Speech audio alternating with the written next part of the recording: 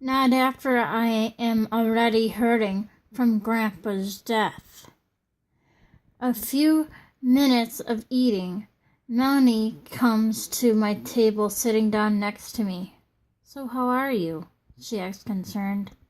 I had told her what happened, and when I was in the middle of telling her, I was beginning to cry. I had this feeling I shouldn't have came to school today. I should have listened to my feelings, Melanie. I should have listened. I'm too upset. Melanie started to cry too, and we both hugged each other. The teacher in charge of cafeteria duty walked up to our table.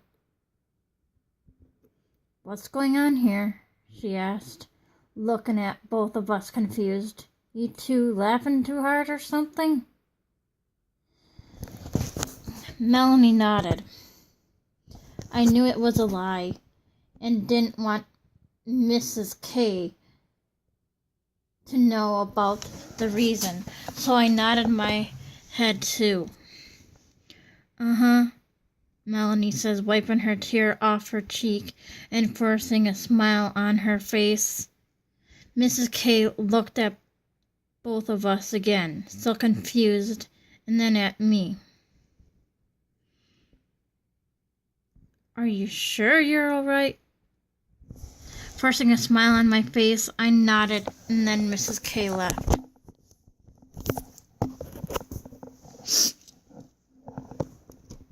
I have a feeling in the pit of my stomach that Mrs. W. had called my mom. Melanie wiped another tear away from her cheek. "Just because you have asked for a Band-Aid? You don't understand. Mrs. W. and Mrs. M. thinks I had." What I didn't know at that moment of time, I was correct. Mrs. W. did call Mom and told her about the stupid Band-Aid issue. I know this for a fact because a year or so before Mom died, I had asked her if she remembered anything about this. Mom had told me that Mrs. W. did in fact call her, and Mom found it stupid as well. Why couldn't I just stayed home? I had a good excuse after all. My beloved grandpa just died. Not staying home and listening to my gut for the second time. First time, my gut telling me that he died. The second time for not listening to it when I dreaded going to school was the one regret I had that year.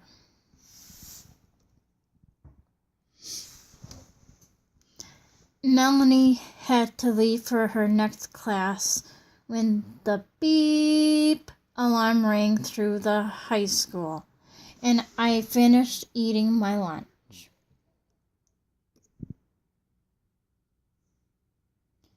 After I put my tray by the window with the other used trays, I found Mrs. K at the table across the cafeteria room. She was talking to a bunch of other kids as I walked up from behind her.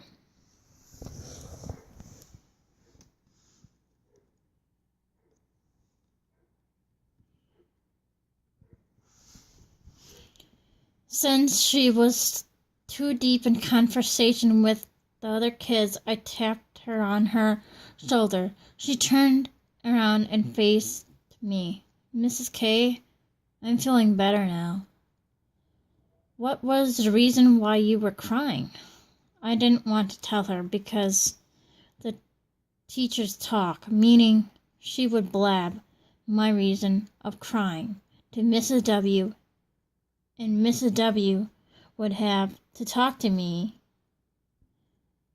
again. That's all I needed. "I don't want you to know." Miss K smiles. "Oh, come on, I won't tell." I rolled my eyes. "A teacher yelled at me," I answered. "Who?" "I don't want to say." Just that moment, Mrs. M entered the cafeteria with a bunch of kids from the special ed classroom. I felt also anger towards her too. After all, she had to get upset over nothing and tell Mrs. W about it. I'll tell you one thing, I whispered to Mrs. K's ear. She started it. I pointed to Mrs. M. Mrs. K looked over at Mrs. M and then back at me. Don't go and talk to her, please, I begged. I won't, I promise. Miss K looked back over to Mrs. M and then back over at me. You sure you're okay now? Yeah, for now. I was also crying for another reason. My grandpa died yesterday. Miss K frowned. Didn't you tell the teacher about that? I couldn't. She wanted an explanation about a Band-Aid. Once when the second beep alarm rang, the second one was a warning alarm for the students not to be late for their classes. I took off out of the cafeteria and ran into the empty halls to the counseling office. Finding a door open on my left, I ran to it, finding the counselor not busy with anything. After telling her what happened, she asked me, why is Mrs. W so mean today? Mean to you today? I shrugged and responded, I don't know. She always is mean to you? No, not all the time. After talking more to the counselor, I went back to my classes, and later in the day I had to go back to the special education room. Once making my way into the classroom, I thought to myself, I don't want to see or talk to Mrs. W again today.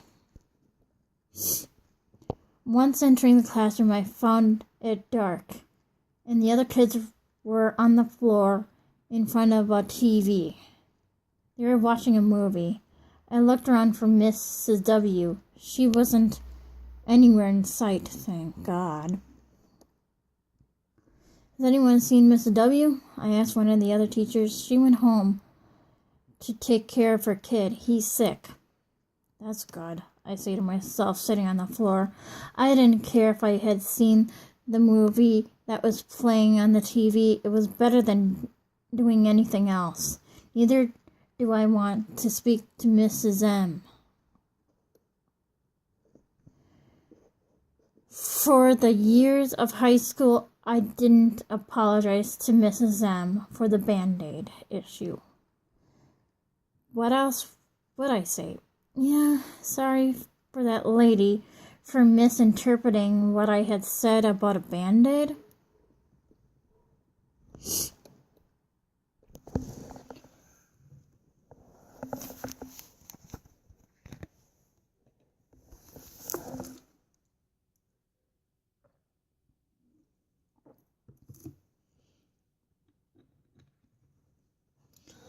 On the evening of Thursday, March 12th, 1998, Mom came home from the funeral home, asking everyone, Dad, me, sister, and brother, if we wanted to know what Grandpa looked like in his coffin. He doesn't look like himself. His lips are sewn shut so his tongue won't hang out. The visitation was held on Friday, March 13th, 1998. When I entered the funeral home, a man greeted my family inside with a smile on his face. Once finding a hanger for my jacket in the hallway, I followed everyone else into the small room and sat down on a cushioned chair.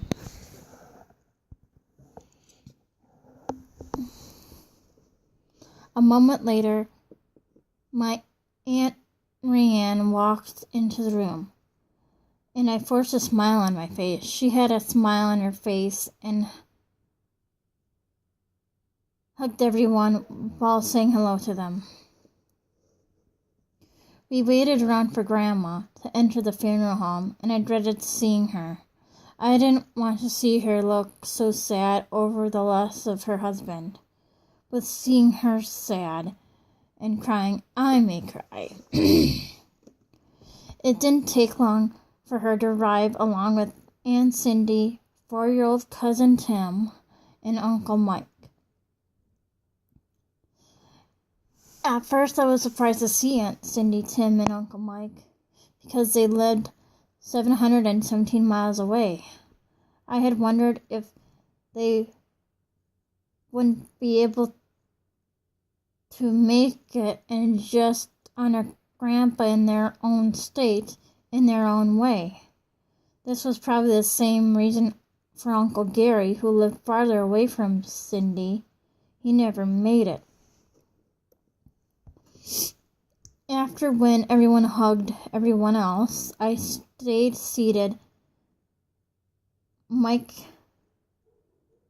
held Tim in his arms as we entered the room where Grandpa laid in his casket. It's Grandpa, Mike says to Tim. Tim looked over at Grandpa in his casket and says, he's sleeping. Do you want to sit down? No! Tim yelled, come on, Mike says, trying to sound encouraging. No! Putting Tim back down, Tim runs out of the room, Mike running after him, running past me. Yeah, Tim, I say to myself, wake the dead. Wake Grandpa up.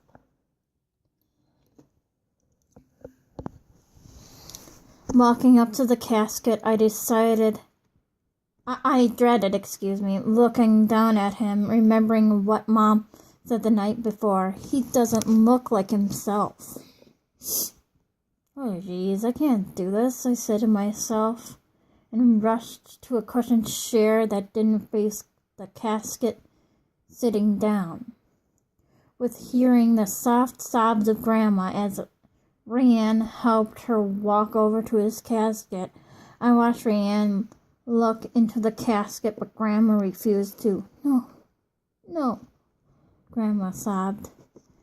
It was difficult to watch her be in pain. They had been married for a long time, maybe since they were in their teens, who knows. I forced myself to look away from them, looking up at the ceiling lights, listening to the soft music playing overhead. I begun to wonder if Grandpa was hearing the soft music playing, if he was there with us in the funeral home, watching us say goodbye to him. Then I began to remember the times he taught me things, putting in golf, spelling, and blowing bubbles. By the time I turned my glance back to Grandpa's casket, I found Grandma and Rhiannon had walked away. I had